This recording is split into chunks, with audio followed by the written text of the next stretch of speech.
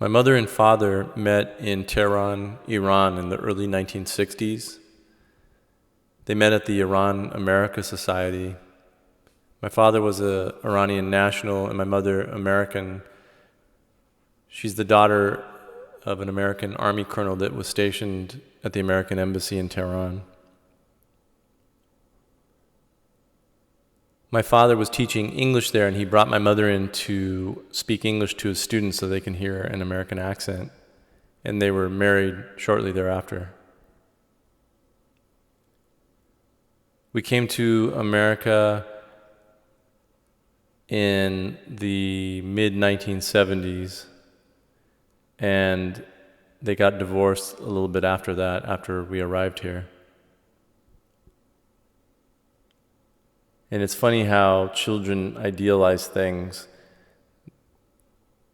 We feel like there should be a mother and a father that's there. And a lot of times in life, it's just not like that. We have these notions and ideals, and the world really isn't like that.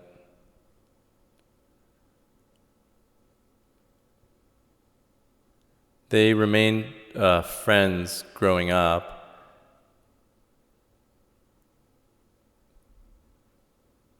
They always had a cordial relationship, although I'm sure both of them had their issues that they sometimes would blurt out here and there. But when it came time for my father to pass, he was on his deathbed, and he probably only had maybe like a day or two left. He hadn't drinking any water for over a day. Hadn't eaten anything for a few days. His right arm was completely paralyzed and had turned blue, and he was no longer walking. He was bedbound, and he was probably maybe 70 or 80 pounds. He was bone thin. So my brother suggested that my mother come and see him. So I told my father, I said, "Hey, Mom's coming to see you. What do you think?" And she's living up in Northern California. So he nodded to me to say fine. And for the next 3 hours, he struggled to get out of bed and kept looking at me puzzled that he couldn't get up. So I would hold him upright, and he would stand up for a second and his knees would shake, and he would flop down onto the bed and look at me. And I would explain to him in a very pragmatic way. I said, "Dad, you haven't eaten for days and you haven't drinking water.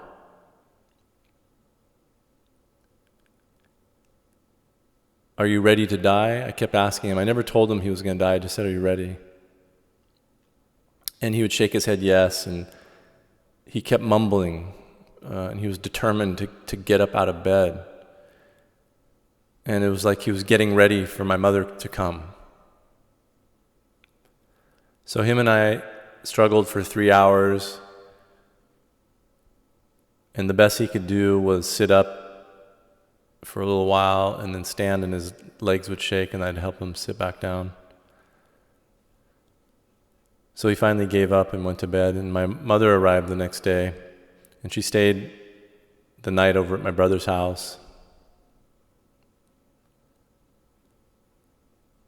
So it was a Sunday, and she said goodbye to him.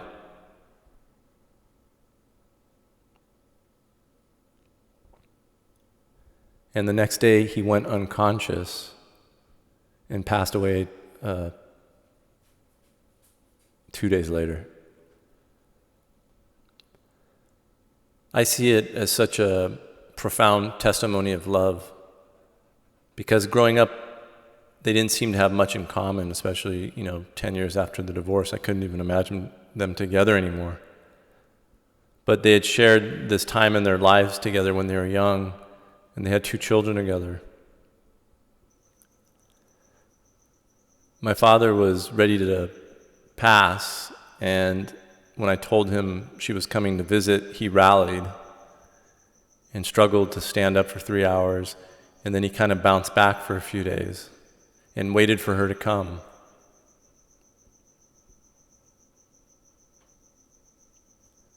And then when she said goodbye, he went unconscious the next day. The following are readings from excerpts from love poetry by Rumi, the Persian Sufi poet. I just wanted to read some of this in dedication to love, the eternal life force of the universe.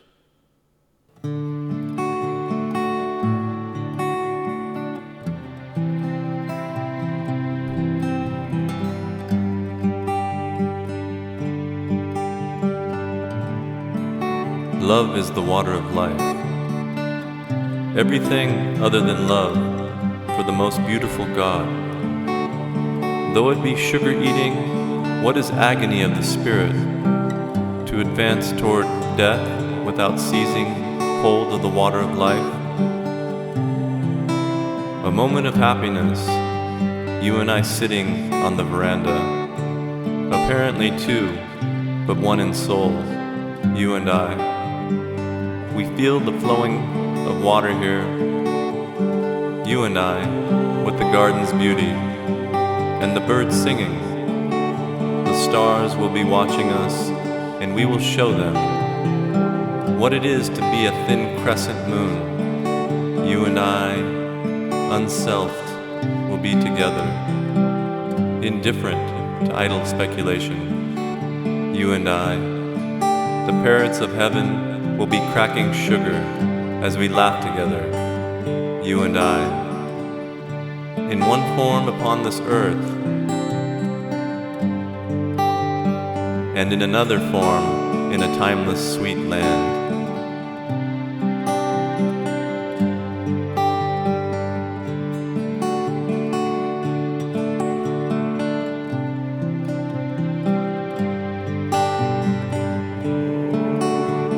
Oh lovers, lovers, it is time to set out from the world. I hear a drum in my soul's ear, coming from the depths of the stars. Our camel driver is at work. The caravan is being readied. He asks that we forgive him for the disturbance he has caused us. He asks why we travelers are asleep. Everywhere the murmur of departure, the stars like candles thrust at us from behind blue veils, and as if to make the invisible plain, a wondrous people have come forth.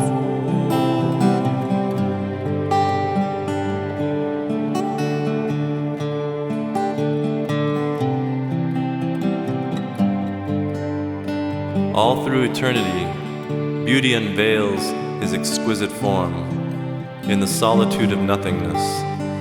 He holds a mirror to his face and beholds his own beauty. He is the knower and the known, the seer and the seen. No eye but his own has ever looked upon this universe. His every quality finds an expression. Eternity becomes the verdant field of time and space.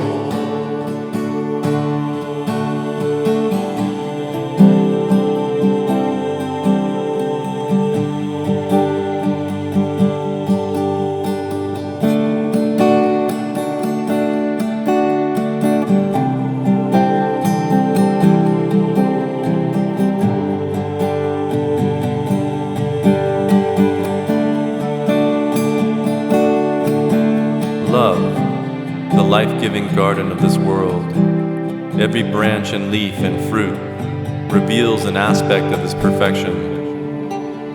The cypress gives hints of his majesty, the rose gives tidings of his beauty. Whenever beauty looks, love is also there. Whenever beauty shows a rosy cheek, love lights her fire from that flame. When beauty dwells in the dark folds of night, love comes and finds a heart. Entangled in trees, beauty and love are a body and soul. Beauty is the mine, love is the diamond. The night that my mother said goodbye, I went and lit a bunch of candles in my father's room, and I propped his bed up. So he sat there in the candlelight. I went out to watch TV, and I would stick my head in and check on him. And he had a smile on his face, and he was having conversations with someone that was unseen, that I couldn't see. At this point, he couldn't make words anymore, but he would mumble. So he had his hand up, and he was laughing, and he was gesturing. And the feeling I got, like it wasn't just someone, it seemed like it was multiple people, because it went on for a few hours. So I kept coming in, and it was almost like unseen spirits or his old family members, people that had passed, were coming and visiting him. And he was sitting there conversing with them. And at one point, I looked at him and I said, "Dad, are you okay?" And he looked at me and put up his fingers, with his pointer finger and his thumb curled to make the teaching mudra, the A-OK sign. So he gestured to me with his hand perfectly, like, I'm good. And he nodded with a smile.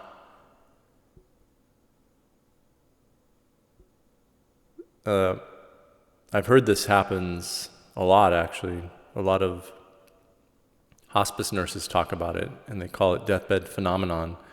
And it's not like it's hallucinations or anything, because one of the nurses in particular was talking about it, said she's seen hallucinations which actually are disturbing to the person that's passing, but this is different. And it usually happens a few days before they pass, where it's as if people that are in another realm, either spirits, guides, or family members that have passed, ancestors, they come to the person that's passing and they comfort him. And my father wasn't a spiritual person at all. So it was really interesting to see this. One thing I realized also from seeing my grandmother pass is that you can communicate with people within yourself if you're sincere about understanding who they are. You can close your eyes and think about them and speak to them. And so it doesn't really matter where you're at. You don't necessarily have to be sitting with the person, especially when it comes time to pass. You can close your eyes and think about the person, and you can feel their presence. And it's that way after they pass also. The morning after my father passed, my brother went up to the hills to watch the sunrise, and I stayed with my father's body. I rolled up a towel and I put it underneath his jaw to close his mouth. And I closed his eyes. And there's a grocery store downstairs called Erewhon Supermarket. It's a organic grocery store. So I went down there and I bought a dozen red roses, and I came back, and as I was coming back, my cousin was arriving. And she's an Iranian woman, and the way Iranians mourn is they grieve out loud. So she cried and howled.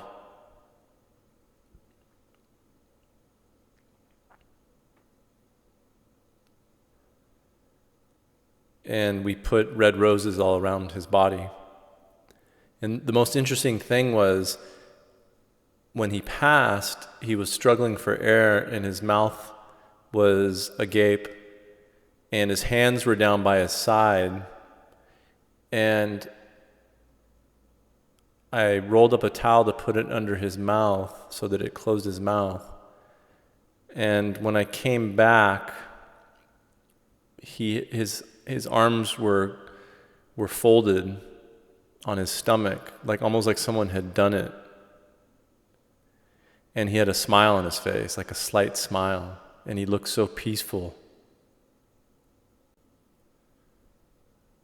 A few hours later, the morticians came to take his body away, and I had lit candles all over the room. So I blew out the candles, and I left an empty room in his apartment. And that night, Ali told me in Bulgaria, they always leave a light on for someone that has just passed. So I fretted over it because I didn't leave a light on for him in his apartment. So the next day when I went there, it was actually in the evening, almost 24 hours later, and it was dark in his room. I went there, and one of the candles was still lit. I didn't actually blow it out. So when I walked into his dark room, there was actually a light that had been left on for him.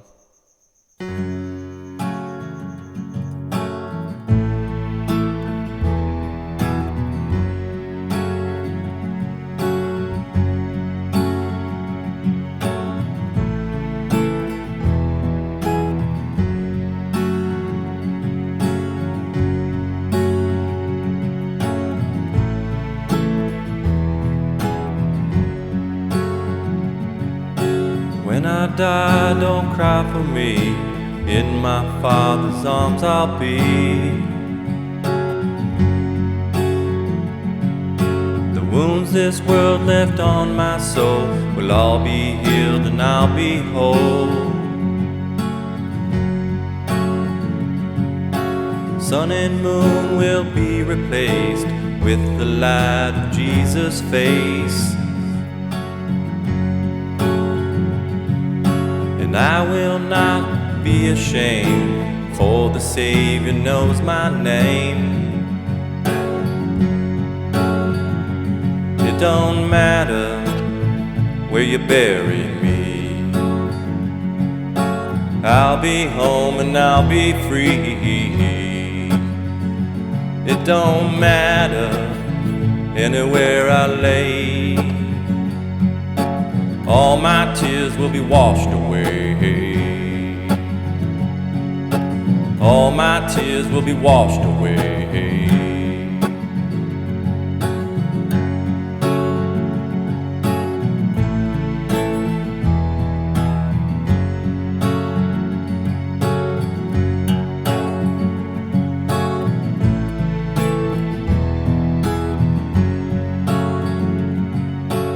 Gold and silver blind the eye, temporary riches lie.